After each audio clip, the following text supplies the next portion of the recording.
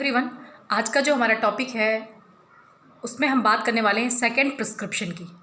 हम होम्योपैथ्स के लिए प्रिस्क्रिप्शन फर्स्ट प्रिस्क्रिप्शन करने के बाद सेकंड प्रिस्क्रिप्शन चेंजिंग होता है, बहुत ज़्यादा चैलेंजिंग होता है और इसके जो डिफरेंट पॉइंट्स हैं उन्हें अगर हम सही से नहीं समझते तो हमारा दिया हुआ फर्स्ट प्रिस्क्रिप्शन पूरी तरह से अबॉर्ट हो सकता है।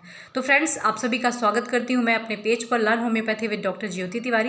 एंड आपके लिए मैं होम्योपैथी से रिलेटेड सारी medicines, organ of medicine and materia discussion यहाँ पे करते हैं, हम लेकर आती हूँ वीडियोज़।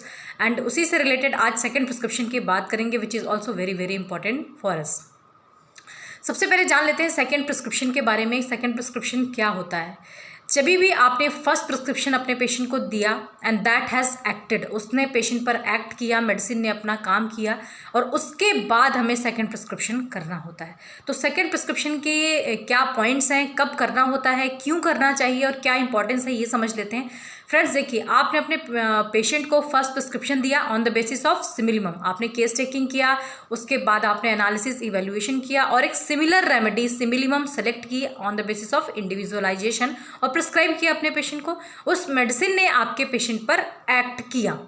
ओके, अब उस मेडिसिन के एक्शन के आधार पर हमें सेकंड प्रिस्क्रिप्शन पे जाना होता है। सेकंड प्रिस्क्रिप्शन हमें क्यों करना है? क्योंकि पेशेंट को इंप्रूवमेंट हुआ नहीं हुआ, पेशेंट आपको क्या लेकर के आ रहा है, सेकंड फॉलोअप में पेशेंट हमारे पास आएंगे, है ना। और उसके बाद हमें क्या स्टेप लेना है एक मेडिसिन देने के बाद, वो हमें देखना ज़रूरी होता है। अब सेकेंड प्रिस्क्रिप्शन के क्या क्या पॉइंट्स हैं वो समझ लें पहले आप। देखिए, आपने फर्स्ट प्रिस्क्रिप्शन दिया, उसके बाद सेकेंड प्रिस्क्रिप्शन में आपने देखना है सबसे पहले repetition of medicine, then antidote of the medicine, फिर कॉम्प्लीमेंट करने के बाद आपको कॉग्नेट रिलेशनशिप देखना पड़ सकता है और उसके बाद change of plan of treatment. ये सारी चीज़ें हम कर सकते हैं आफ्टर फर्स्ट प्रिस्क्रिप्शन। अब रिपीटिशन कब करेंगे, हमें मेडिसिन कब रिपीट करनी पड़ती है? कई सारे होम्योपैथ्स को ये बहुत ज़्यादा प्रॉब्लम है, जो हमारे बिगिनर है, even I am not saying कि बिगिनर है, काफ़ी लेट एज में भी जो प्रैक्टिस कर रहे हैं उनके साथ ये बहुत बड़ा इशू है कि वो एकदम से मेडिसिन चेंज कर देते हैं। और आपने मेडिसिन चेंज करी friends without knowing second prescription, तो आपका जो पहला प्रिस्क्रिप्शन है, पहली जो मेहनत थी जहाँ पर आपने केस टेकिंग किया, सारी प्रोसेस करी, सब कुछ गलत हो सकता है। तो आपको वहाँ पर पता होना चाहिए कि अब हमें मेडिसिन रिपीट करनी है या नहीं, या फर्स्ट रेमेडी पर ही हमें रहना है। तो व्हाट आर द साइंस, आप देखिए कब करेंगे? जब पेशेंट के जो ओरिजिनल सिम्टम्स थे, पेशेंट के जो ओरिजिनल सिम्टम्स जिनसे पेशेंट सफ़र कर रहा था, वो सिम्टम पेशेंट में वापस से आ रहे हैं, पेशेंट को वो सफरिंग फिर से फील हो रही है। डॉक्टर साहब, मुझे अब तक तो आराम था पर अभी फिर से मुझे वैसा ही लग रहा है। You can repeat the remedy. अब अगर पेशेंट बोलता है डॉक्टर साहब, आपने जो मुझे पहली बार दवाई दी थी उससे मुझे बहुत आराम लगा, बट अभी ऐसा लग रहा है कि बस स्टैंड स्टिल हो गई है कंडीशन, ना तो आराम है ना तो बढ़ रही है तकलीफ, ना तो आराम है ना ही तकलीफ बढ़ रही है। केस इज स्टैंड स्टिल, जैसा है उसी अवस्था में रुका हुआ है।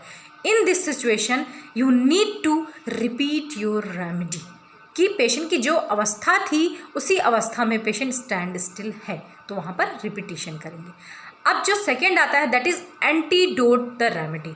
रेमेडी को कब एंटीडोट करेंगे? एंटीडोट समझते हैं आप, कि पहली जो दवा हमने दी है उसके एक्शन को पूरी तरह से ख़त्म करना, एंटीडोट, राइट। वो उसके काम को, उसके एक्शन को पूरी तरह से अबॉर्ट कर देगी, ये रेमेडी कहलाती है एंटीडोट, है ना।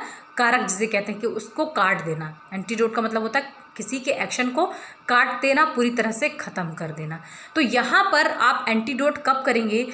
जब पहली अवस्था, देखिए पहला एक पॉइंट, कि जब पेशेंट आपके पास आए और बोले डॉक्टर साहब मेरी जो समस्या थी वो बहुत ज़्यादा बढ़ गई है,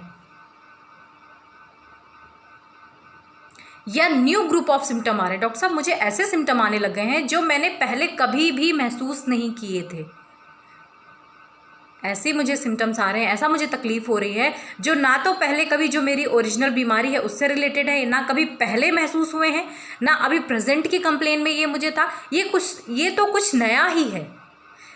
इट मीन्स कि ये क्या हो सकता है? These are the symptom of medicine. यहाँ पर जो आपने मेडिसिन दी थी वो प्रूव हो गई है, और पेशेंट की सफरिंग बढ़ गई है, in this condition you need to antidote the remedy. तुरंत उस मेडिसिन को काटना है, उस मेडिसिन के एक्शन को हमें ख़त्म करना है, तो वहाँ पर एंटीडोट कर देंगे। पेशेंट ने बोला कि ऐसा मुझे कभी महसूस नहीं हुआ था, जो अभी नए ग्रुप ऑफ सिम्टम आ रहे हैं इसकी सीवियरिटी ज़्यादा है, मुझे तकलीफ़ हो रही है, मैंने कभी ऐसा महसूस नहीं किया, एंटीडोट। ठीक है, इसके बाद बात करेंगे थर्ड पॉइंट की, चेंज ऑफ द रेमेडी। दवाई ही बदल देनी है, ये किस अवस्था में करना है? दवाई बदलने की अवस्था कब होगी? दवाई बदलने की अवस्था तब आती है, चेंज ऑफ द रेमेडी तब आती है जब आपकी मेडिसिन देने के बाद पेशेंट की कंप्लेन पूरी तरह से नए सिम्टम्स के साथ तो है ही और बहुत ज़्यादा तकलीफ भी है। इसको एक मैं लाइन लेती हूँ, उस लाइन से आप देखिएगा, appearance of striking new group of symptoms leading to an entire change of the base of the symptom। जो सिम्टम की बेस थी उसी को चेंज कर दिया, न्यू ग्रुप ऑफ सिम्टम्स आए। एंटीडोट भी किया था कि नई सीवियरिटी के साथ सिम्टम बढ़ गए थे या उसकी जो प्रेजेंट कंप्लेन थी वो बहुत ज़्यादा बढ़ गई थी, वहाँ पर हमने एंटीडोट कर दिया था। बट यहाँ पर चेंज कर दिया क्योंकि जो न्यू ग्रुप ऑफ सिम्टम आए हैं they had change entire base of the symptom. जो बेसिस था वो पूरी तरह से चेंज हो गया, ये तो कुछ और ही है। कई बार आप देखते हो ना एलर्जिक सिम्टम्स, अगर होम्योपैथी की भाषा नहीं समझ में आती तो आप देखोगे कुछ पेशेंट आते हैं, डॉक्टर साहब मैंने वो दवा ली थी, मेरे पूरे शरीर में आर्टिकेरिया हो गया, मुझे पूरे बड़े बड़े फफोले आ गए, ब्लिस्टर्स आ जाते हैं। Yes it is true. कई पेशेंट्स को ब्लड वॉमिटिंग होने लग सकती है। कल ही एक पेशेंट मैंने देखा था, she took some remedies and उसके बाद उसे ब्लड वॉमिटिंग हुई, गैस्ट्रिक अपसेट हुआ and she had anxiety also. तो वहाँ पर आप चेंज ऑफ द रेमेडी कर सकते हैं, right. New group of symptom आ गए, जो पूरे बेस को ही जिन्होंने चेंज कर दिया वहाँ पर कर सकते हैं। Symptoms have change but the patient is not improving, तो वहाँ पर भी रेमेडी चेंज करेंगे। सिम्टम्स चेंज हुए हैं, अगर पेशेंट इंप्रूव कर रहा है, listen it very carefully, if patient is improving तो वहाँ पर रेमेडी चेंज नहीं करनी, वेट करना है आपको, भले ही न्यू ग्रुप ऑफ सिम्टम आए। कई बार पेशेंट कॉल करते हैं, डॉक्टर साहब मुझे नए सिम्टम आ गए हैं, ये तो मुझे फील ही नहीं हुए थे कभी। तो इट मे बी कि उसके कोई ओल्ड बीमारी रही होगी, वो अपीयर हुई है लेकिन उसे इम्प्रूवमेंट लग रहा है, तो you can wait and watch.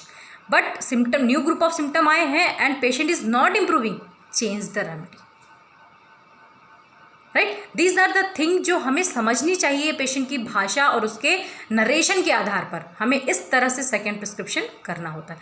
Complement क्या होता है? कॉम्प्लीमेंट जैसे आप समझ सकते होंगे कि जब कभी कोई मेकअप करता है और कोई उसे बोल दे कि आप बहुत सुंदर लग रहे हो, तो उसका वो कंप्लीट हो जाता है process, that is called complement. किसी की अवस्था को, किसी के गुण को बखान कर देना, राइट। तो यहाँ पर अगर आप होम्योपैथी में देखोगे तो कॉम्प्लीमेंट्री रेमेडीज़ होती हैं। इट मीन्स कि किसी एक रेमेडी के एक्शन को दूसरी रेमेडी पूरा करती है, कंप्लीट कर देती है, दैट इज़ कॉम्प्लीमेंट्री। लाइक आपने किसी पेशेंट को कोई एक्यूट रेमेडी दी, उससे इम्प्रूवमेंट हुआ, अब आपको क्योर करना है कि मेरे पेशेंट में दोबारा ये ना होने पाए, उसके लिए आपने क्या करना है? कॉन्स्टिट्यूशनल मेडिसिन देना है, that is called complementary remedy. इस तरह से पेशेंट हमें अपने पेशेंट की भाषा को समझना पड़ता है और इस तरह से प्रिस्क्रिप्शन करना पड़ता है फ्रेंड्स, तो आपका जो सेकेंड प्रिस्क्रिप्शन होगा वो रॉन्ग नहीं होने पाएगा। These are the different stages जहाँ पर हमें फॉलो करना पड़ता है। इसके बाद बात करते हैं कॉग्नेट रिलेशनशिप की। कॉग्नेट रेमेडीज कौन सी रेमेडी होती हैं? जो किसी पर्टिकुलर रेमेडी से क्लोज रिलेशनशिप रखती हूँ। क्लोज रिलेशनशिप का मतलब है कि सेम सिम्टोमेटोलॉजी प्रेजेंट करती हूँ, सेम मॉड्युलिटीज़ मैच करती है, उसमें सेम ग्रुप ऑफ सिम्टम्स आते हैं। कुछ थर्मल्स हैं और कुछ बेसिस हैं जिन वजह से वो अलग होती हैं, उनकी थर्मल रिएक्शन हो सकता है, उनके डायट्रिक पैटर्न्स हो सकते हैं, डिज़ायर अवर्जन, इस तरह से जहाँ पर हमने अलग लिया था। लेकिन वो कॉग्नेट रिलेशनशिप है, मतलब कि medicine close group of remedy है जो उसके एक्शन को पूरा करती है। तो इस तरह की रेमेडीज़ आपको कॉग्नेट पे अगर वीडियो आपने देखना होगा तो उस पर भी मैं एक वीडियो लूँगी जहाँ पर पता चलेगा कौन सी रेमेडी हैं जो क्लोज हैं एक दूसरे की और वो कॉग्नेट रिलेशनशिप में आती है। After this last one, change the plan of treatment. पूरा प्लान ही चेंज कर दो। वहाँ रेमेडी चेंज करी आपने, एंटीडोट चेंज किया आपने, आपको प्लान ही चेंज करना है, एक नए तरीके से काम करना है। एंड व्हाट इज़ दिस, और क्यों करना है? क्योंकि यहाँ पर आप देखोगे एक नए ग्रुप ऑफ मियाज्म का इंट्रोडक्शन हुआ है। आपने जो प्रिस्क्रिप्शन किया, आपका जो बेसिस ऑफ प्रिस्क्रिप्शन था, दैट वाज कम्प्लीटली डिफरेंट। अब मेरे पेशेंट में एक नया न्यू मियाज़मेटिक बैकग्राउंड दिख रहा है। It may be psychotic, it may be syphilitic, it may be mixed miasmatic. तो आपने यहाँ पर मियाज़मेटिक बैकग्राउंड को ही चेंज हो गया है आपके पेशेंट को, और आपको अब एक एंटी मियाज़मेटिक रेमेडी चूज़ करनी पड़ेगी। अगेन आपको केस टेकिंग करना पड़ेगा और पूरा आपको प्लान ही चेंज करना पड़ेगा। अभी जिस प्रोसेस से आप चले वो नहीं चलेगा।